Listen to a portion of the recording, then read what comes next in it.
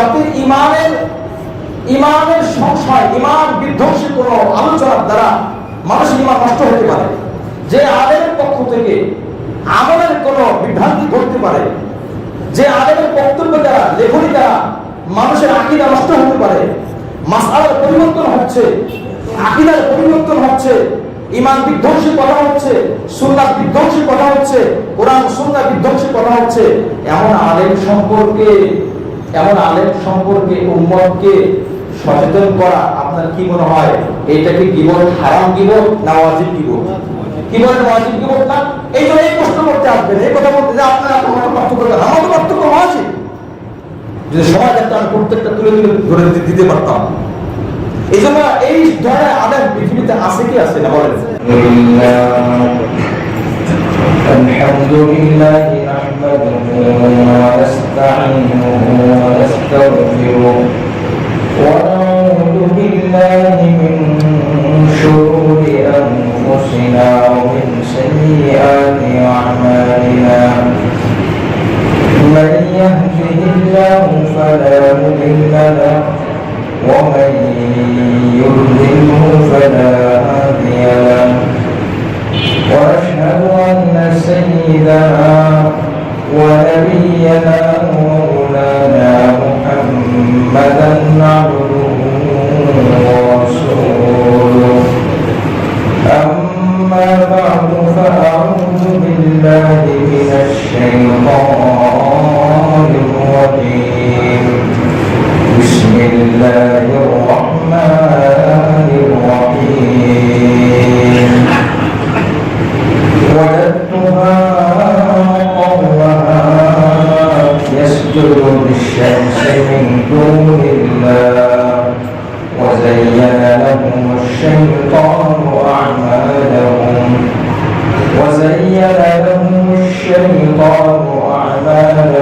فصدهم عن السبيل فهم لا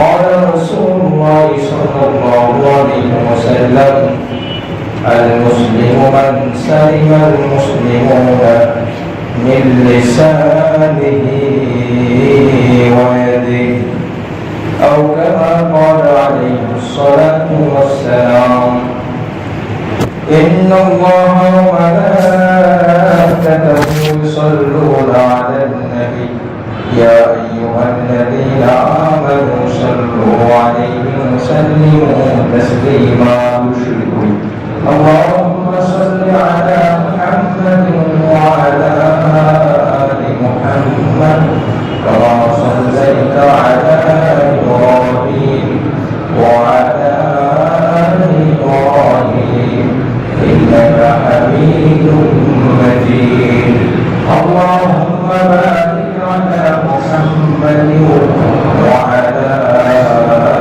آل محمد كما باركت على إبراهيم وعلى آل إبراهيم إنك حميد مجيد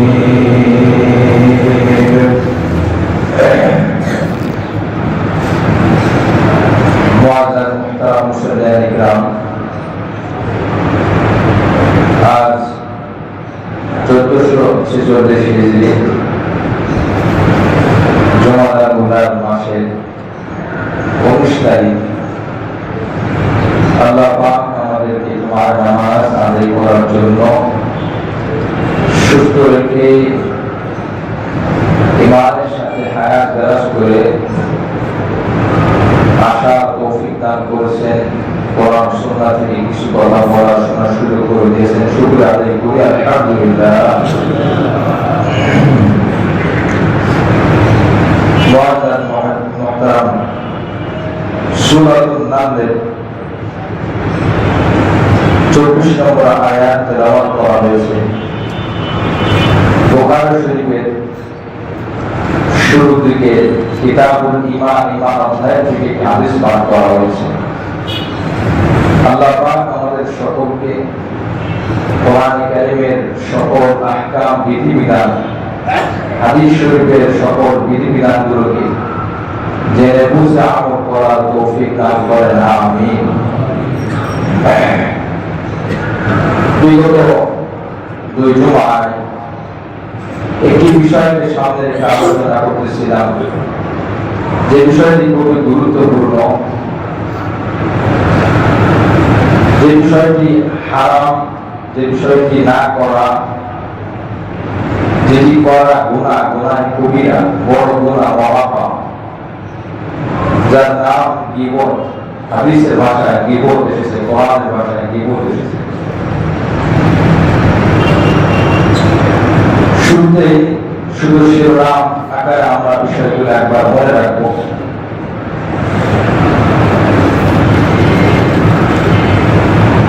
জুমার বয়ান, তাফসীর যাই হোক, এগুলোকে যদি কিছু মনে রাখা যায় তো আমল করা সহজ হয়। যদি জানা না যায়, মনে রাখা না যায় তো আমল করা সহজ হয় না, কঠিন হয়ে যায়। তখন অনেক গুনাহ না জানা বশত হয়, অনেক বিধান না জানা বশত ছুটে যায়। এই জন্য আমরা মনে রাখার চেষ্টা করব, যখনই যেখানে শুনি মনে রাখতে পারলে, চিহ্নিত করতে পারলে, তখন বুঝতে পারবো কোনটা গুনাহ, কোনটা গুনাহ না।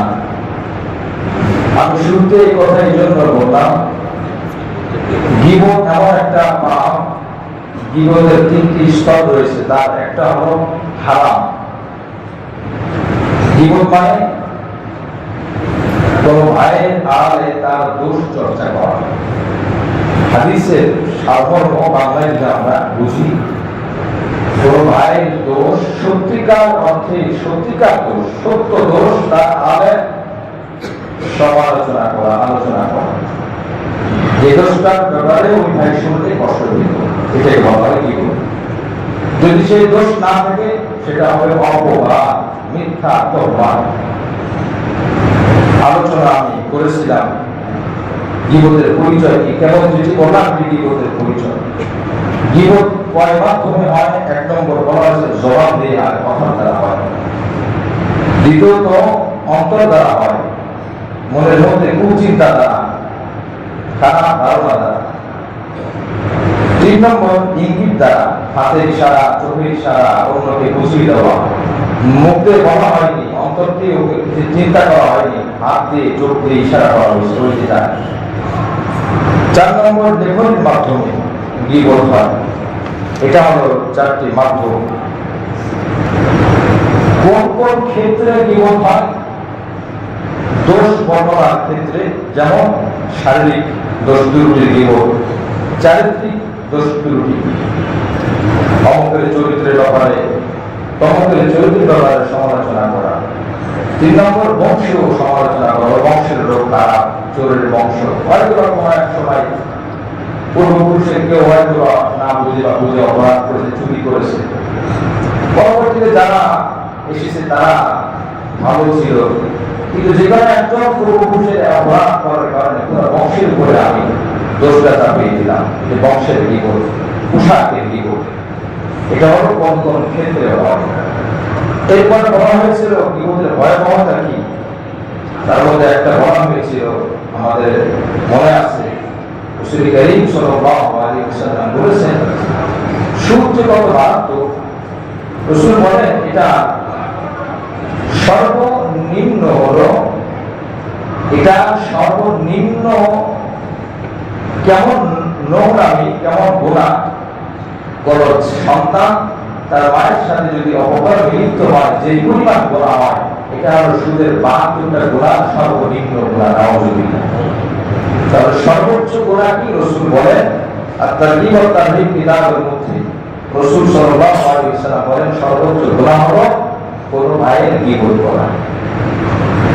তাহলে মায়ের ক্ষেত্রে বললেন কি সর্বনিম্ন 72টা অপরাধের মধ্যে, আর গীবত হলো সর্বোচ্চ 1 নম্বর, গুণে গুণে 1 থেকে 72 পর্যন্ত সর্বনিম্ন হলো মায়ের বিষয় 72 নম্বর, আর সর্বোচ্চ সব থেকে ভয়াবহ মারাত্মক গুনাহ 1 নম্বর, সেটা হলো গীবত। ভয়াবহতা সম্পর্কে সম্পর্কে আমরা জেনেছিলাম। আজ আমরা যে শিরোনাম থেকে জানবো, গীবত করলে দুনিয়াতে কি ক্ষতি, আখিরাতে কি ক্ষতি, উভয় জগতে কি ক্ষতি।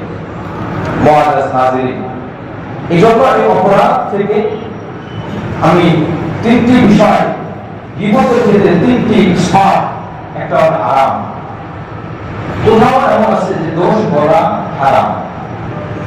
2 নম্বর, কোথাও এমন আছে গীবত, এটা গীবত দোষ চর্চা, ওই গীবত করা ওয়াজিব, মানে ওই গীবত না করলে ধোয়া হবে।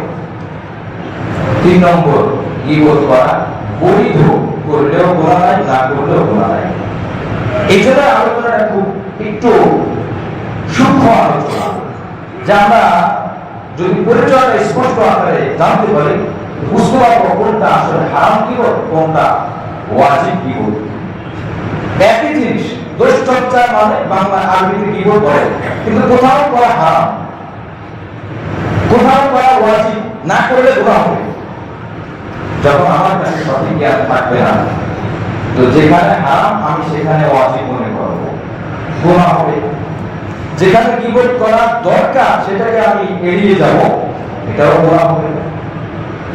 এই জন্য পাঠ্যক্রমটা কোরআন সুন্নাহ আলোকে যখন জানা সম্ভব হবে, তখন আমার আপনার আমলনামা ভারী হবে। মুআজ্জাজ নাযিরিন, আলোচনার শেষে, বয়ানের শেষে কি বলা হলো কিছু মনে রাখতে পারলাম না, জানতে পারলাম না, মুখস্থ রাখতে পারলাম না, তো আমল করতে পারবো না। এই জন্য আমি প্রত্যেকটা বয়ান খুব চিন্তা ভাবনা করে লিখিত আকারে দলিল আকারে পেশ করার চেষ্টা করি। সর্বপ্রথম লক্ষ্য উদ্দেশ্য আমি নিজে, আমি যেন সংশোধন হতে পারি, যারা শুনবে তারাও যেন সংশোধন হতে পারে, খুব সুনির্দিষ্ট আকারে আমি সবসময় করার চেষ্টা করি। এই জন্য সংখ্যা দিয়ে দিই, শিরোনাম আকারে আল্লাহ পাক 24 নম্বর আয়াতে বলেন, গুনাহ মানুষের কাছে খুব